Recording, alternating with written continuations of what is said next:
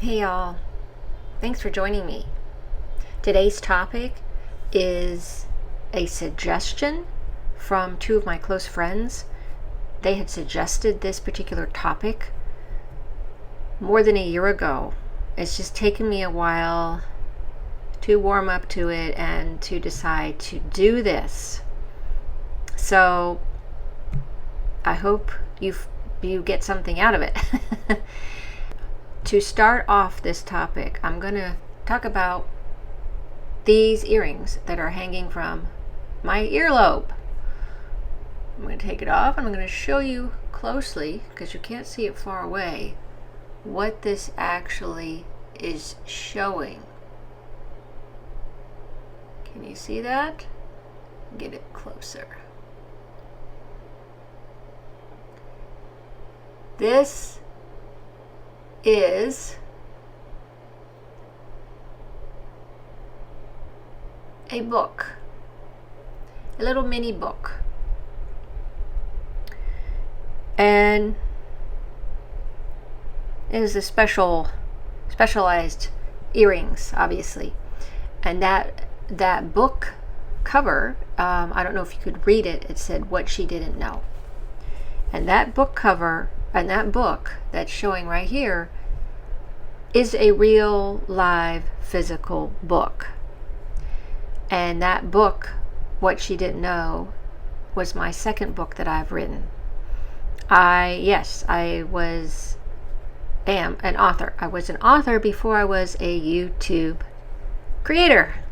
So my books are mostly in the women's fiction genre, but I also have suspense in there. I have mystery, I have humor, I have mystical, I have spiritual. All of my novels and novellas have my Orthodox Christian faith woven into the storyline and the characters in it, their lifestyle and everything. So I wanted to share that with you because my friends have passed several months. They brought it up maybe once or twice. And they were like, well, have you talked to your audience, your viewers, your subscribers about your books? And I thought, no, not really. So I'm doing it now. So I'm going to just give you some information on my fiction books. I'm going to share with you each book that is in print form, and also there's ebook form as well. They are on Amazon and other online retailers.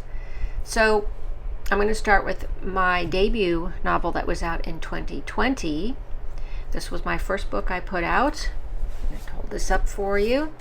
It's called Passage of Promise. And I'm going to read you a professional review on it so that you get an idea of what it entails. In a race against time to save her nephew, Marina travels to Greece to recover a family heirloom that has healing properties, but finds something more valuable instead. This book is a heartbreaking tale of faith, family, and freedom. It's also a story about self-discovery. I thoroughly enjoyed Passage of Promise. As one who has an overbearing family, I could relate. Dorothea Anna pens a beautiful women's fiction with descriptive narration, engaging characters, and the breathtaking scenery of Greece. Like in her other books, Dorothea Anna writes descriptive narration so immersive you can smell the salt air. Such detail is hard to come by these days, but Dorothea will stimulate all five of your senses. The plot moves at a nice, easy pace as the story unfolds. The writing is emotional and really connects the reader to the story. I'm fast becoming a fan of this author's writing. It's all about little life's journeys and self-discovery. The characters are written so well, by the end you won't want to let go. I connected with Marina instantly. Her distressing situation tore my heart out of my chest. The hopelessness she feels, the hope returning, all play a huge role in Passage of Promise. If you're looking for a deeply emotional women's fiction, pick up this book. Men have read this book as well, so it's not just for women. That was my debut novel, which did really well. My second book, What She Didn't Know. I consider this my meatiest book. And here's what the professional reviewer had to say about What She Didn't Know. This was out in 2021. Blending aspects of romance, family, trauma, escapism, and spirituality, this novel from Anna, author of Passage of Promise, finds the Barstone sisters, Michaela, Gloria, and Seraphima, reunited by personal will and tragedy. Sorry, my cat just showed up. Reunited by personal will and tragedy in a story set amongst city life and immersed in the natural beauty of Colorado. Years before, as Michaela watched a 13-year-old Gloria disappear from her family's home after a horrid night of beating and fear, there was no certainty they would ever all be together again. But an entreaty from their ailing mother to find her, quote-unquote, sets Michaela and eventually the others on a journey back toward each other, and a past that's still hard to face. Watching a family return, discover, accept, and heal can be a most astounding step-by-step process. Anna's empathetic novel takes on many difficult topics, yet it is still written with an inviting ease, with a feather-like touch, capturing the essence of pain and hurt, but not dwelling too much on the details.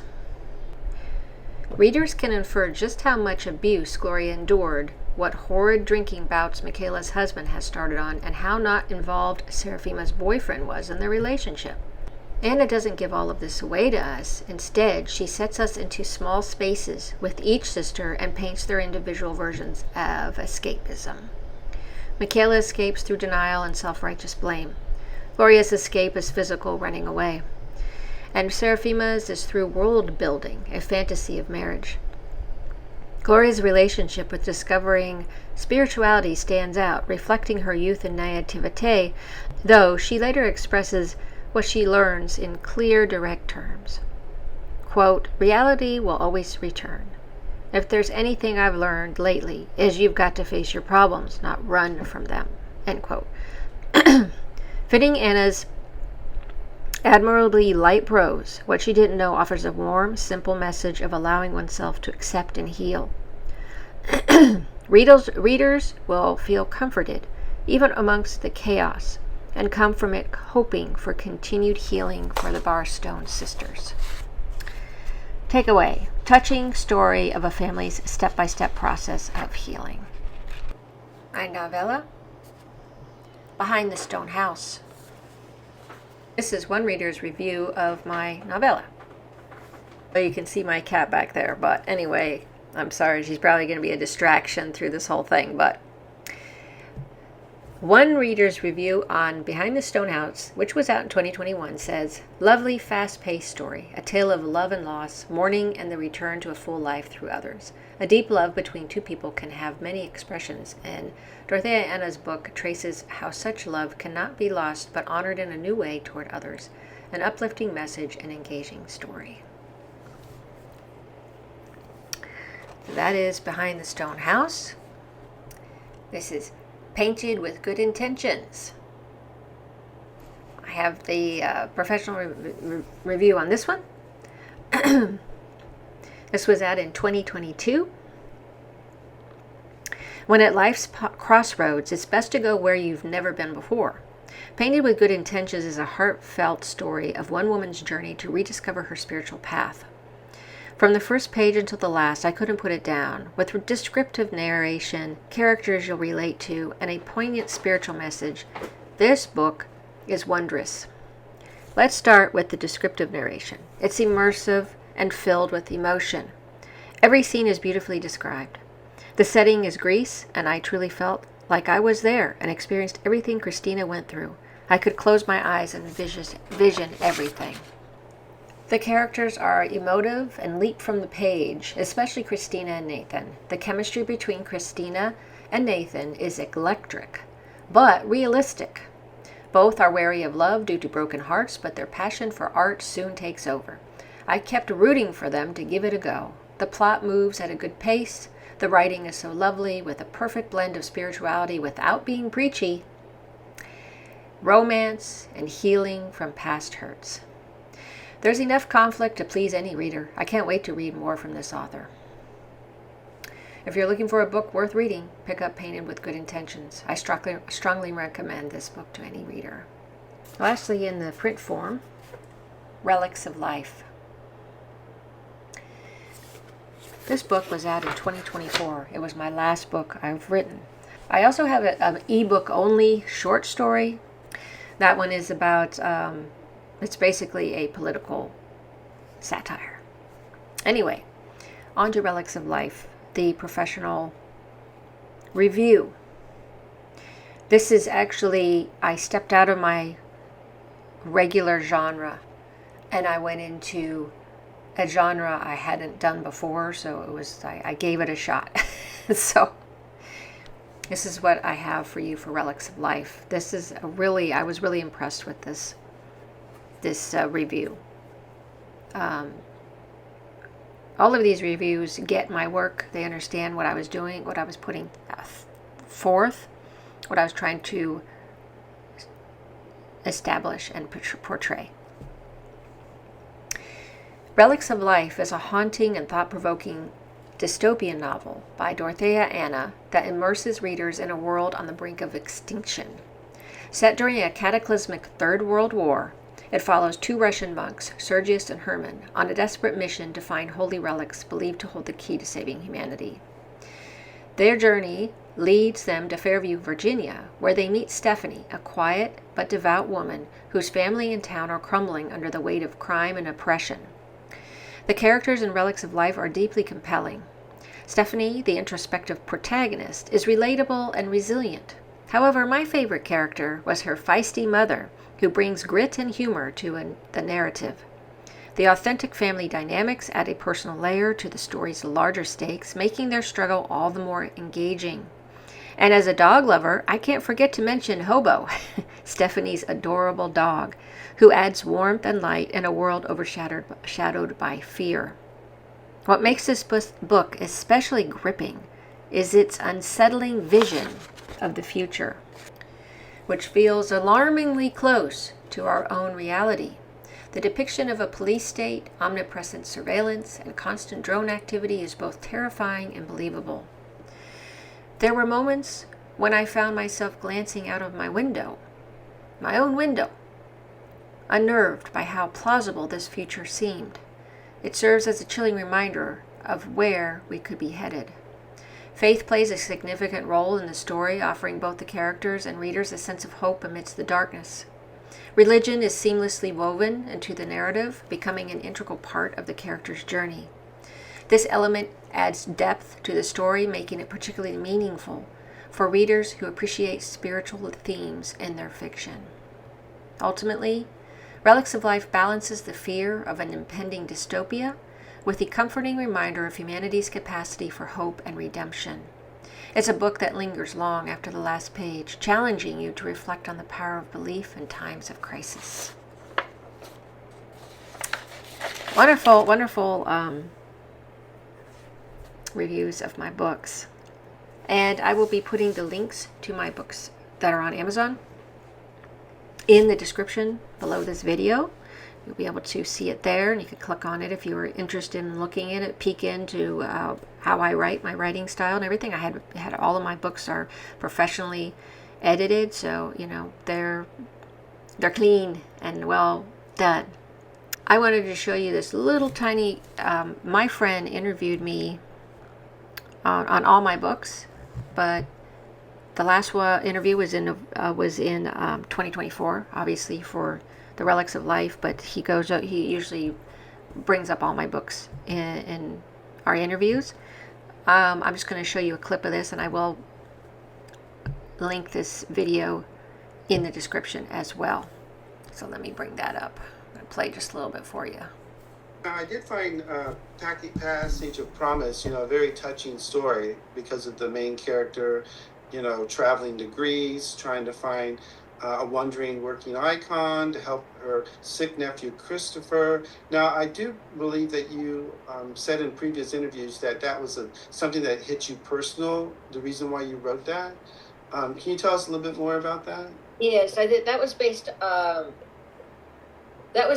a bit on my son's health and his background, and I used a lot of that experience with him in the scenes with her sister and Christopher, and so that was pretty easy to write because I understood all that. I think it helps because if you're going to be doing anything with medical thing, hopefully you understand, because people will read it and be like, oh, I don't know if that really happens, and but it did. Right. So for me, it was pretty easy to do that. But I felt, I don't know why, it's just something I felt I needed to write about, because that happened when he was very young. Right.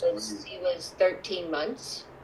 When he was diagnosed with a brain tumor. So I think you go through all that time of taking care of him and taking him to therapies and doing his G-tube medicines and food, and you're just kind of in this robotic pattern every day of, okay, I got to do this, I got to do that, I got to do this, and it's the stress level is really high, but you're living in your own bubble. You don't really, you kind of are insulated. You don't really feel like you're part of the outside world. Right. Which is kind of described by Barbara in the book, where she says, I'm in my bubble, and then once in a while her husband would, poke the, and that's kind of how, so that there's a bit of that there that, can explain how it feels to be a special, a family with a special needs kid. Right. So that's a little portion of the video that I will link below in the description if you are interested in seeing what I have to say about all 6 of my books. And so to my friends, my close friends, that have been suggesting that I bring this up to my audience, my viewers here, I have done it. It's taken a while, but I've done it. And I'm proud of my work. I'm proud of what I've written. I've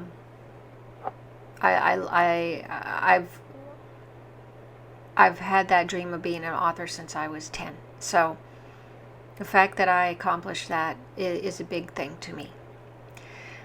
If you're interested, go to those links, like I said, peek in, read a little bit of the book. If you are into reading, I hope some of you are. I do have one audio book, Painted with Good Intentions. There's an audio book for that as well on Amazon. Hope you got something out of this. Like I said, it wasn't easy for me to bring this up because I don't like talking really about my own stuff very much. It feels very strange and uncomfortable, but I've done it. So take this however you want to take this. Whoever actually watches this video, since it's out of my regular realm of topics. Thanks so much. Thanks so much for watching and for following my channel. If you haven't subscribed, please consider subscribing. Like my videos if you think they're worth liking. Share my videos if you think they're worth sharing. Hit that notification bell so you can be notified when my videos come out. If you'd like to become a member, hit that join button at the below this video. We have 3 tiers. The light a candle tier for $2.99. That's tier 1, tier 2, coffee hour Java. That's for $4.99 a month. And then the Research Rudder Tier 3 for $8.99 a month. become a part of my team. If you would like to support me sporadically, you can still buy me a cup of coffee, and that link is in the description.